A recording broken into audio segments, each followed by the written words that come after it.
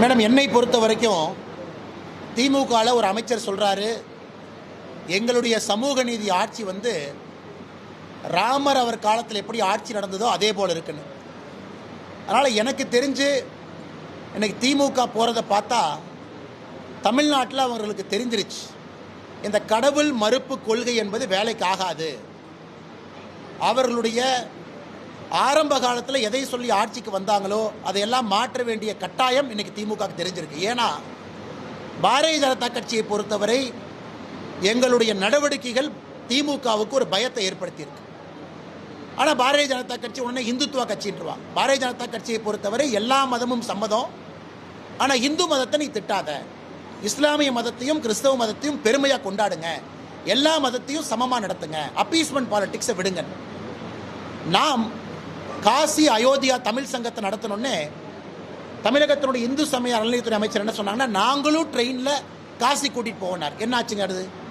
அது வெறும் வாய் வார்த்தையாக மட்டும்தான் இருக்குது. அதிகாரப்பூர்வமாக சொன்னார்கள், இங்கே இருக்கக்கூடிய பக்தர்களை நாங்களும் கூட்டிகிட்டு போவோம், யாரையும் கூட்டிகிட்டு போகல. இன்னைக்கு 24, 25 பழனியில் இந்த மாநாடு நடத்துகிறோம், முருகர் மாநாடு நடத்துகிறோம். கண்டிப்பாக நடத்துங்க, அதெல்லாம் எந்த தவறு இல்லை. முருகபெருமானை வீடு வீடாக எடுத்துகிட்டு போகணும், அதைத்தான் நாங்கள் செய்கிறோம். இதற்கு முன்பு பாரதிய ஜனதா கட்சி வெற்றிவேல் யாத்திரை நடத்தணும், எல்லா சமுதாயத்தையும் ஒன்றா கொண்டு போவோம். இதே வேகத்தில் போனாங்கன்னா முதலமைச்சர் ஜெய் ஸ்ரீராம் சொல்லிடுவாருன்னு நினைக்கிறேன்.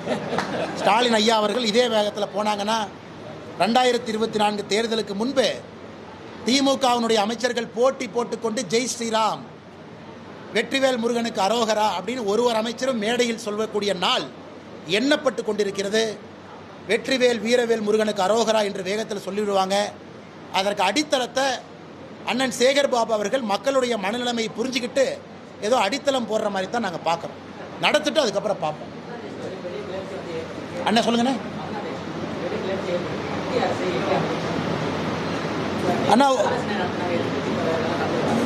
அண்ணா எதிர்கட்சி தலைவர்கள் எல்லோரும் ஒருமித்த கருத்தாக சொல்லியிருக்கிறாங்க. பங்களாதேஷை பொறுத்தவரை இந்திய அரசு எடுக்கக்கூடிய முடிவுக்கு எதிர்க்கட்சிகள் துணை இருக்கும்னு சொல்லியிருக்கிறாங்க. இதை நாங்கள் வரவேற்கின்றோம். ஆனால் எதிர்க்கட்சிகள் இன்னைக்கு ஒரு விஷயத்தை நல்லா புரிஞ்சிருக்கிறாங்க, நாட்டினுடைய இறையாண்மையை பொறுத்தவரை எல்லா கட்சிகளும் ஒன்றா இருக்கணும் அப்படின்னு எல்லா கட்சிகளும் பேச ஆரம்பிச்சிருக்கிறாங்க. அதை வரவேற்கிறோம். இதில் முக்கியமாக பங்களாதேஷை பொறுத்த வரைக்கும் ஒரு விஷயத்தை நம்ம புரிஞ்சுக்கணும். இன்னைக்கு பங்களாதேஷில் ஏற்பட்டிருக்கக்கூடியது எதிர்க்கட்சிகள் காங்கிரஸ் உட்பட எல்லா கட்சிகளுக்கும் தெரியும். சைனா பாகிஸ்தானுடைய கைவாடம் உள்ள இருக்கான்னு பார்க்கணும். அது பத்திரிகை நண்பர்கள் நீங்களாம் எழுதுறீங்க. இந்தியாவை பொறுத்த வரைக்கும் ஸ்ட்ராங்காக வலிமையாக இருக்கக்கூடிய நெய்பர் நமக்கு முக்கியம்.